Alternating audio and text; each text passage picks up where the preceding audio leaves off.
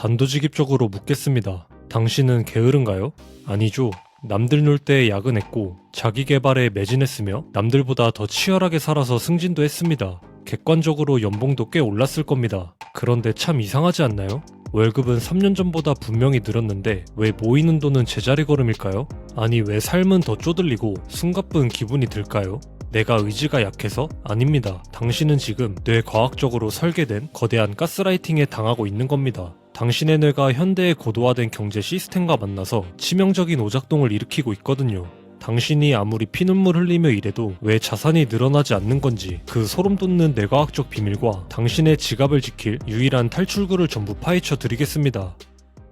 우리가 저축에 실패하는 첫 번째 이유를 깊이 들여다보면 슬프게도 우리 뇌가 여전히 석기시대의 원시인의 상태에 머물러 있기 때문이라는 사실을 알게 됩니다. 우리 뇌의 보상 회로는 수렵채집 시대에 최적화되어 있거든요.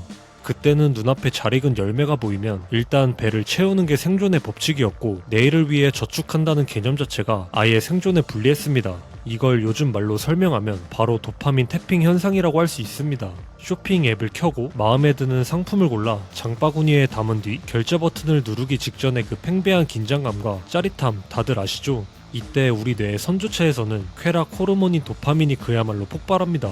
여기서 정말 충격적인 건 도파민은 물건을 실제로 손에 쥐었을 때보다 보상을 기대하며 기다릴 때 훨씬 더 많이 나온다는 사실입니다. 정작 결제가 끝나고 택배가 현관 앞에 도착하는 순간 도파민 수치는 거짓말처럼 뚝 떨어지죠. 만족감이 순식간에 사라지니 우리 뇌는 다시 그 쾌락을 채우기 위해 또 다른 결제를 시도하는 무한 루프에 빠지게 됩니다. 스마트폰이 24시간 내내 우리 뇌에 즉각적인 보상을 주입하는 현대판 피하 주사기가 되어버린 셈이죠. 심지어 많은 이들은 스트레스를 풀기 위해 돈을 쓴다고 하지만 실제 데이터는 우리가 행복하고 기분이 좋을 때 훨씬 더 많은 돈을 쓴다는 것을 보여줍니다. 나를 위한 선물이라는 달콤한 명분이 우리 뇌의 전전두엽 기능을 마비시키고 충동구매를 합리화하기 때문인 겁니다. 이런 현상을 행동 경제학에서는 쌍곡형 할인이라고 부릅니다. 인간은 시간의 흐름에 따른 보상의 가치를 아주 비합리적으로 계산하거든요. 다음 달부터는 진짜 아껴 써야지라고 다짐할 때는 꽤 이성적인 경제학자 같지만 막상 그달이 현재가 되면 다시 현재 편향이 발동합니다.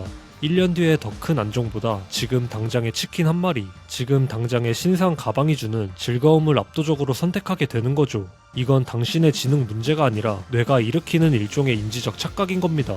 게다가 우리를 더 깊은 수렁으로 밀어넣는 건 쾌락 적응이라는 녀석입니다. 흔히 연봉이 오르고 더 좋은 집으로 이사가면 영원히 행복할 거라 믿지만 우리 뇌는 새로운 풍요에 기가 막힐 정도로 빨리 적응해버립니다. 어제까지는 꿈도 못 꾸던 사치품이 어느덧 당연한 필수품이 되는 순간 그 기쁨은 사라지고 다시 공허함이 찾아오죠. 하버드 대학의 연구에 따르면 초콜릿을 무제한으로 먹게 된 사람보다 억지로 참았다가 먹은 사람이 훨씬 더 큰 행복을 느꼈다고 합니다. 풍요가 오히려 쾌락을 둔감하게 만든 셈이죠. 아무리 열심히 달려도 결국 심리적 만족감은 제자리인 쾌락의 쳇바퀴를 돌고 있는 겁니다. 여기에 디드로 효과가 가세하면 상황은 더 절망적으로 변합니다. 18세기 철학자 디드로가 멋진 가운을 선물 받고 나서 그 가운에 어울리지 않는 낡은 가구들을 모조리 바꾸다 파산한 것처럼 우리도 명품 백 하나를 사면 그에 걸맞은 옷과 구두, 심지어 라이프 스타일까지 전부 교체하려 듭니다. 이건 단순히 물건을 사는 게 아니라 자신의 정체성을 완성하려는 욕구 때문인데 소셜 미디어는 타인의 완성된 인생 세트를 끊임없이 보여주며 우리 뇌의 거울 뇌련을 자극하죠. 저 사람처럼 보이려면 이 모든 걸 갖춰야 해 라는 인지 부조화를 일으키며 결국 우리는 새 물건의 노예가 되어버리고 맙니다. 일단 생활 수준을 높여놓으면 우리 뇌는 이를 잃는 것을 실제 신체적 손실로 받아들이는 손실 회피 성향 때문에 다시는 예전으로 돌아가지 못하는 비가역적인 상태에 빠지게 되는 것이죠. 자, 여기서부터는 정말 눈을 크게 뜨고 들으셔야 합니다. 여러분은 혹시 돈을 쓸 때 몸 어딘가가 아프다는 느낌을 받아보신 적 있나요? 웃어넘길 일이 아닙니다. 뇌과학적으로 보면 돈을 쓰는 행위는 물리적인 통증과 직결되어 있거든요. 우리가 현금을 지갑에서 꺼내 직접 건넬 때 뇌의 내섬엽이라는 부위가 활발하게 움직이는데 여기는 뜨거운 물에 데웠을 때나 신체적 고통을 느낄 때 혹은 아주 역겨운 것을 보았을 때 반응하는 곳입니다. 즉 우리 뇌에게 있어 내 소중한 노동의 대가가 나가는 건 실제 생살이 찢기는 것과 같은 고통인 셈입니다. 하지만 신용카드나 삼성페이, 애플페이는 어떤가요? 이들은 결제 시점과 실제로 돈이 통장에서 나가는 고통의 시점을 완전히 분리해버립니다. 이 때문에 뇌의 고통 경보장치인 뇌섬엽은 침묵하게 되고 대신 물건을 얻는 쾌락을 담당하는 선조체만 활성화되죠. MIT 연구에 따르면 카드를 쓸 때 뇌는 고통을 느끼기는커녕 오히려 더 강력한 결제 욕구를 느낀다고 합니다.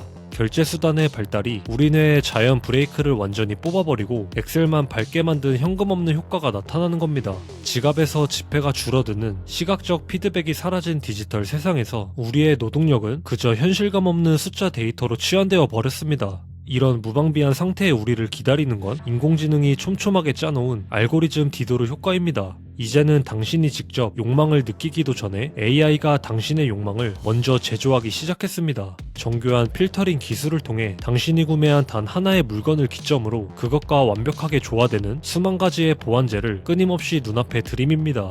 이 소파를 샀으니 이 조명과 러그도 세트로 갖춰야 집이 완성되겠지? 라고 속삭이며 당신이 미처 생각지도 못한 결핍을 인위적으로 창조하는 거죠. 특히 틱톡 샵이나 인스타그램 쇼핑 같은 소셜 커머스는 발견에서 구매까지의 시간을 0.1초 단위로 단축했습니다. 소비자가 이성을 되찾고 이게 정말 필요할까라고 고민할 수 있는 시간적 여유를 완전히 박탈한 겁니다. 인플루언서와의 유사 사회적 관계를 이용해 신뢰를 전이시키고 경계심이 해제된 틈을 타 클릭 한 번으로 통장을 비우게 만듭니다. 우리는 알고리즘이 설계한 정교한 디지털 감옥에 갇힌 채 나 자신의 취향이 아니라 알고리즘이 추천하는 정체성을 구매하며 살고 있는 셈입니다.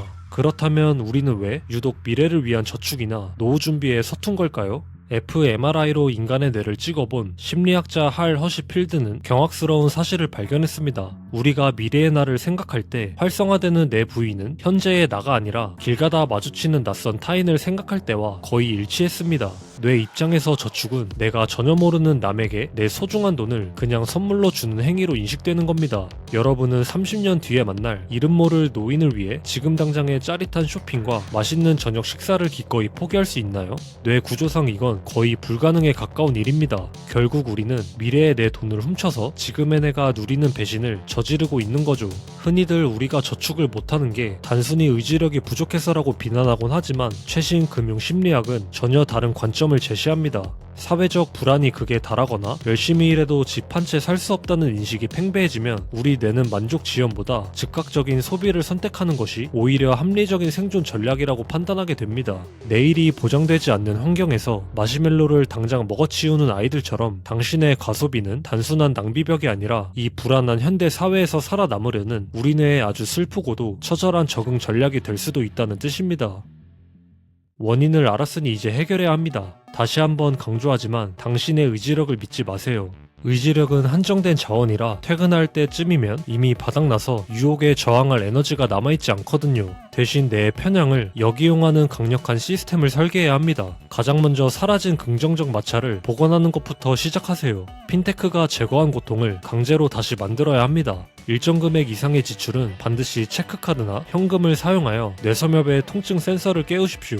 쇼핑앱에서 카드 자동 저장 기능을 삭제하고 결제할 때마다 카드 번호와 유효기간을 일일이 입력하게 만드세요. 그 귀찮고 번거로운 10초가 전전두엽을 소환하는 골든타임이 됩니다. 특히 물건을 장바구니에 담고 최소 24시간을 기다리는 냉각기 규칙을 세우면 폭발하던 도파민이 가라앉으며 그 물건이 사실은 쓰레기에 불과했다는 진실을 보게 될 겁니다. 다음으로는 자신을 강제로 돛대에 묶어두는 율리시스 약정이 필요합니다. 월급이 들어오자마자 내가 내 돈이라고 인식하기 전에 저축액이 자동으로 빠져나가도록 설계하세요. 선저축 후 소비는 보유 효과로 인한 심리적 저항을 원천 차단하는 가장 과학적인 무기입니다. 여기에 각 통장에 딸의 대학교 등록금이나 부모님 수술비처럼 구체적인 이름을 붙여보세요. 뇌는 이름이 붙인 돈을 함부로 건드리지 못하는 심리적 회계 특성을 가지고 있거든요. 마지막으로 심리적으로 미래의 나와 정서적 유대감을 쌓아야 합니다. 에이징 앱을 써서 늙어버린 자신의 모습을 매일 마주하며 그 노인이 낯선 타인이 아니라 바로 나 자신이라는 사실을 뇌에 각인시키세요. 미래 자화의 연속성이 강해질수록 당신의 뇌는 저축을 남 좋은 일이 아닌 나를 위한 투자로 받아들이기 시작할 겁니다. 재무적 성공은 지능의 문제가 아니라 본능을 다루는 행동의 문제입니다. 연봉이 올라도 생활 수준을 최소 1년은 예전처럼 유지해보세요. 소득의 증가 속도보다 소비의 증가 속도를 늦출 때 생기는 그 거대한 간격이 바로 당신의 진짜 자유가 됩니다. 이 정도면 충분하다는 기준선이 없으면 당신은 죽을 때까지 알고리즘의 노예로 쳇바퀴를 돌아야만 합니다. 알고리즘의 먹이가 되어 평생 타인의 라이프 스타일을 추격하며 살 것인지 아니면 나만의 시스템을 구축해 본능을 다스리는 주인이 될 것인지 선택은 오직 당신의 몫입니다. 오늘 영상이 당신의 텅 빈 통장을 채우고 잃어버린 삶의 주도권을 되찾는 위대한 시작점이 되길 바랍니다.